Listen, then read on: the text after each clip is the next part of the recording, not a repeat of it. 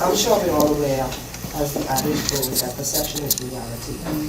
The average Jane and John Doe, average Bahamian, would say to you, this is just another thrust with these trade initiatives. I'm sure you would recall CSME, I think it was the late 90s, was it? Early 2000. What are you doing to disavow that perception? So, the main difference between CSME and WTO, and I'm going to come back to your question, Vikia. Trade initiatives generally. Trade initiatives I just generally. referenced that one. Right. Is that some trade initiatives, NAFTA, CSME, require a much deeper level of integration. CSME, which is CARICOM, single market and economy, single market, one market, single economy, one economy. What does that mean in practice? It means that you basically treat, in the context of trade in goods and services, all of these countries as if they were one. That means your goods move freely, 0% duty, and individuals can move freely, free movement of labor. That is much, much deeper than the WTO. WTO has a set of base rules about, these are the basic, fundamental, foundational rules of how you trade in a manner that's transparent so everybody understands. There is no elimination of duties, 0% duties, and there is no free movement of labor. So what we're trying to indicate is that there are different degrees of trade liberalization and integration. These regional arrangements are much, much deeper than the WTO. The WTO is the shallowest version that there exists. It's just about having a set of rules that everybody complies with that dictates what are the rules engagement for selling your goods and services across borders. What are you doing to disavow that perception? So what we are doing to disavow that perception is we have some supplements that have been issued. They're in the back if you want to grab one. A lot of this is about providing information. So the government has a PR initiative that it's undergoing, starting with the supplements. We have a website, we have information on the website with frequently asked questions. We are doing town halls, meetings when we're invited. We have some radio ads as well, and we have some other videos that are going to be circulated on social media coming up to deal with some of these. These are really common myths. Now, to answer Bahia's question about the fact that we have these cycles where we have reforms implemented and then they're changed, this is part of the reason why I indicated that doing your reforms using the WTO system is the best way to alleviate that concern. Because you're now implementing your reforms in a way that is internationally accountable, and you're committing to make these reforms not only at the domestic level, but at the international level. Which means in order to go backslide, you would have to renegotiate those reforms. Basically, you would have to renegotiate undoing those reforms, or you just withdraw from the WTO. So using the WTO platform is a way of ensuring that those reforms can be sustainable and lasting. In a way that doing it domestically otherwise wouldn't, because in that case you're only talking about either getting rid of the legislation or getting rid of the policy. But when you also have to do that at an international level, renegotiate your legal commitments, it makes one additional step, it makes it a lot harder to backslide. Also, please be mindful of the chatter. Trying to make sure that everybody hears the question as well as the answer. Ms. Roach, I see you shaking your head. Any question? All right. I saw Yaklo first, and then we get to you. You mentioned about negotiating certain terms and conditions that join the WTO. What are the penalties if you don't meet, if you don't carry out the reforms that you promised in the negotiation? When you're a member of the WTO? You have to make negotiations to join the WTO, right?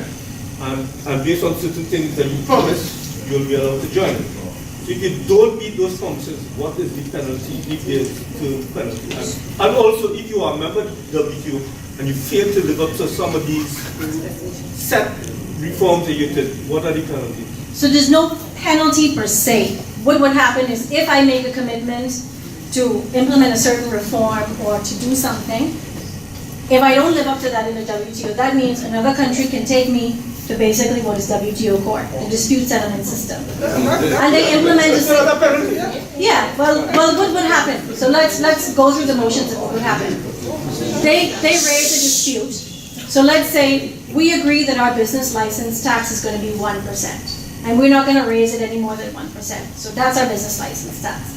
So we then change it to 5%. WTO members can come to us and say, okay, we're going to initiate a dispute. How the dispute starts is they first engage us in consultations and say, you're breaching your obligations, your legal commitment, which you've agreed to do. You are now breaking your own commitment. So you need to come into compliance. That means revert back to what you agreed to do. If we don't agree that in consultations, then they can take it to the dispute settlement court, or other words, there are two tiers. There's a panel that makes a decision. They look at the measure, they see if you have your commitment, they see if you've breached it, and then the panel will rule the Bahamas is in breach of its commitment. It needs to now come into compliance.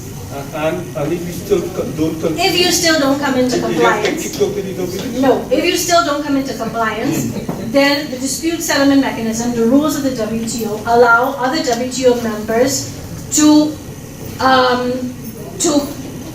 engage in what is essentially a rectification measure.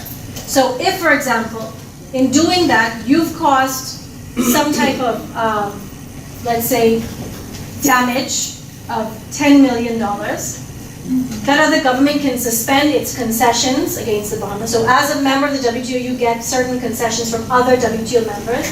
They can suspend its concessions to you up to $10 million worth. So that means if they've agreed to allow your lobster to enter the United States duty-free, then they can say no, up to $10 million worth, you have to pay a duty of 20%, for example. But there's no monetary compensation in the WTO. It's you're negating one of your benefits. So if you don't comply, then we're going to negate one of our benefits to you, basically. So removing benefits, it's trading off benefits. So I give you join the WTO, I give you a benefit. If you take away your benefit that you have given to me, I'm going to take away an equal amount of benefit that I gave to you. That's how it works. No monetary compensation. Good afternoon. I'm with a part of the ministry's trade team. In response to the question that was raised, what happens if the Bahamas is not in compliance? In addition to the mechanism that Ms. Rodland explained, there is another mechanism within the WTO process. This is known as the trade review mechanism. All WTO members, depending on how much trade, their percentage of world trade, go through a review mechanism which looks at, once again, what is happening within your economies, whether you are complying with the rules. And it is an opportunity to take stock. It's an opportunity to put in place what you need to put in place if you are not complying. The frequency of the review mechanism depends on the volume of your contribution to global trade. So in the case of a country like the United States, whose economy contributes significantly to the total percentage of global trade, the review mechanism takes place more frequently.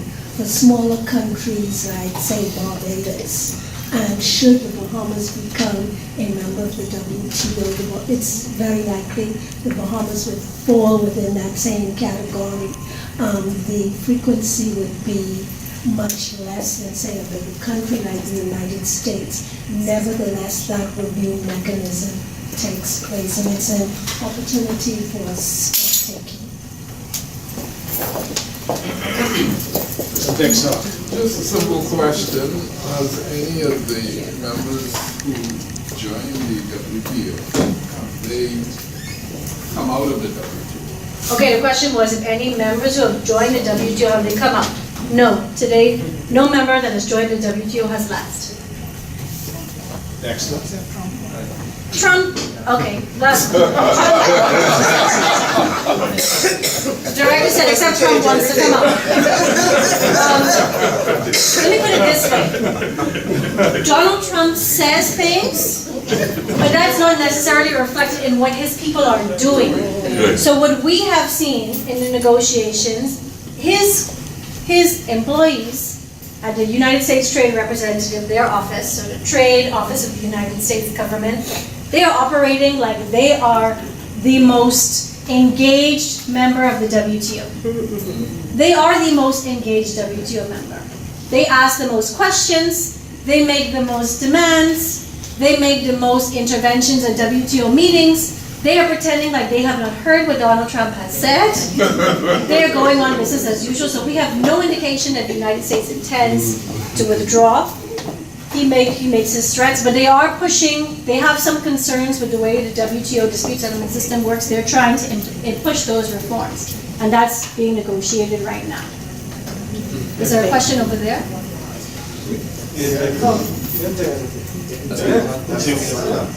Okay.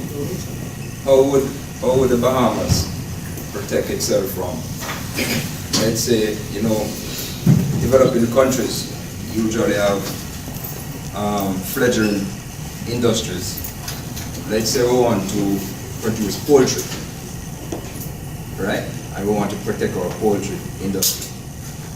Now, they are cheap, very cheap poultry from the States. With accession to the WTO, how would the Bahamas protect itself from that type of scenario? Because based on what you said, you cannot impose certain tariffs on the cheap imports. So then your local production would never be able to compete with the cheap imports. So poultry is a very sensitive area that has already been identified as one that is sensitive. So what the government is seeking to do is reserve its space to protect that industry, either by maintaining the customs duties that we have now high, but if we get pushed back on the duties, which we anticipate, there's also another mechanism that we can use within the rules of the WTO to make sure that there is some protection provided for the poultry producers. It's called a tariff rate quota, which is like a two-tier tariff. So you say, okay, we're going to allow some foreign poultry to come in at a lower rate, maybe 20%, but only up to a certain quantity, let's say 10,000 tons, and then everything after that is going to track the rate of 90%, for example. So what that does is when you you allow some access for foreign poultry, up to 10,000 tons, but the rest you give room for the industry to meet the local demand. Because the tariff is much higher, then that gives them the breathing room to be able to compete. But then you're still able to allow access. In addition to that, there are certain rules of the WTO that allow the government to implement, and governments in general, to implement emergency measures in the case that a domestic industry is under serious threat of being, for example, of being obliterated because of the competition. So there are certain instances that the rules allow you to have the ability to implement higher duties if the industry is going to be severely impacted. So if basically then you would have to identify these industries prior to joining for protection. As I mentioned, there's also measures that the government can put into place for infant industry. So if an infant industry is having trouble competing, then the government, as I mentioned, under those rules, safeguard rules, anti-dumping rules, for example, can raise higher duties within the rules of the WTO. After joining? After joining, yes. So there are rules, because most countries recognize this, and they may have sensitive sectors that come up that they didn't think of initially when they joined, but that they may need to protect, and so the rules provide certain allowances for governments to implement measures. Okay. All right, this will be the last three questions, just for time. Oh, it's time. Oh. It's time. All right. Scott, this is a short question, or you will be a little long-winded? My thing is this, the WTO is set up in Europe. I'm sorry? Where is they set up? In Europe? The actual Where's the headquarters? the WTO bought the actual institution is in Geneva, Switzerland. Okay, so how would we know that they will be doing true policing of themselves? Okay, so I want to What make the effect would be to us if they're not doing true policing to themselves? How would we know that? Okay, I want to make a distinction. The WTO, the institution itself, really does not negotiate these rules. The WTO is really, the institution is just like a secretary. The actual WTO itself is really a member-driven organization. So it's the countries that run the WTO. And every country in the WTO has one voice, one vote. What that means is that it allows smaller countries to get everything has to be done by consensus. That means everybody has to agree. So the Bahamas has one chance to agree, the United States has one chance to agree. If all of the developed countries get together and they decide they want to push something and all of the smaller countries don't agree, the Bahamas as one country that disagrees can disagree and it doesn't go anywhere. So it has to be done by consensus. So I just wanted to make that point. It's member driven. How was the WTO founded? Who founded it? Who founded it? You can go online to that right now. Mr. Pitstock, one more. Mr. Pitstock, Sean, just a Sean. All right. Hold on. I saw. Yeah, it's gonna be very short. Yeah, that's what I'm saying. Let me get, just so that everybody has an opportunity. I see you, Katie, you go first.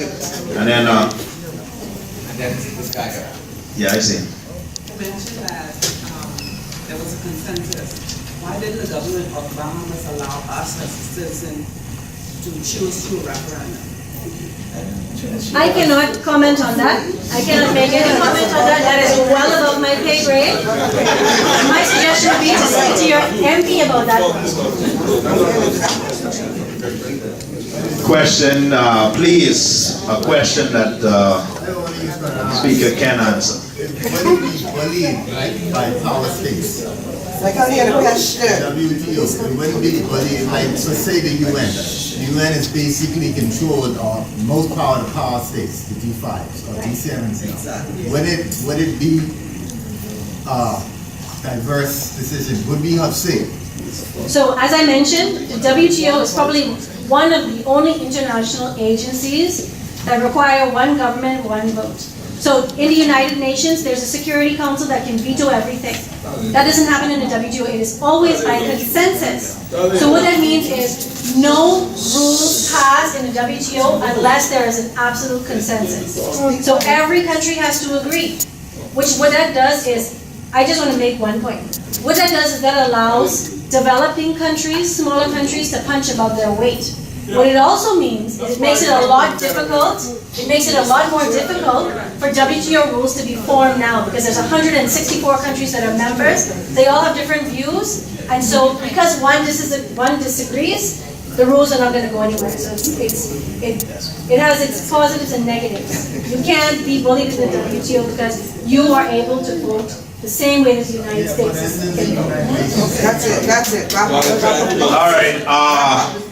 We have one closing comment from director, and then we'll do the vote of thanks. All right. And please, let's try and respect the guest speakers and persons who are trying to answer the questions. Please. Thank you. I would like to make two supplemental comments to what Ms. Rodland was explaining.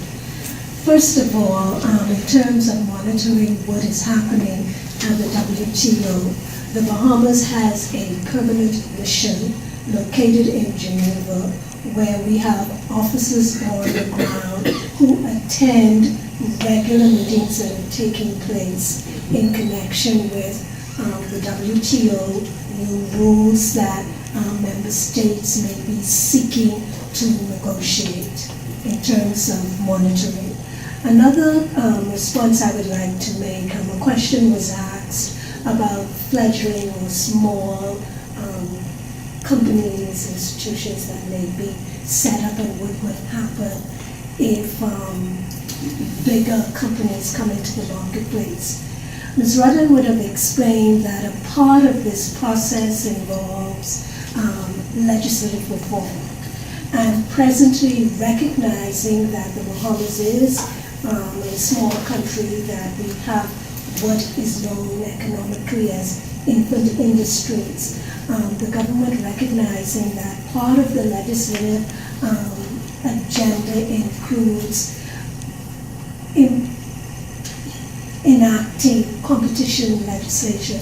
The effect of competition legislation means that bigger companies cannot come into the marketplace and engage in what's known as anti-competitive practices.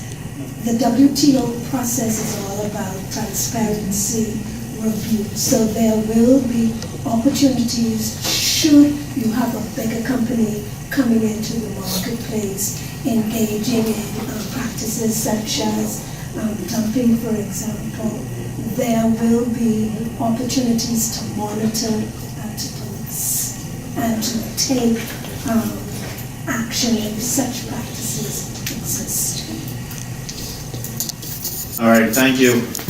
Just one final housekeeping before we do the vote of thanks. We want to remind persons to please ensure that you would have signed in, especially our visitors, as we do send out email blasts about these distinguished lecture series. So please make sure that you would have signed the register, put your name and an email and some phone contact that we can reach you with. That would be greatly appreciated. So at this time, I'd like to call Director Roach to the podium to do the vote of thanks to our guest speaker.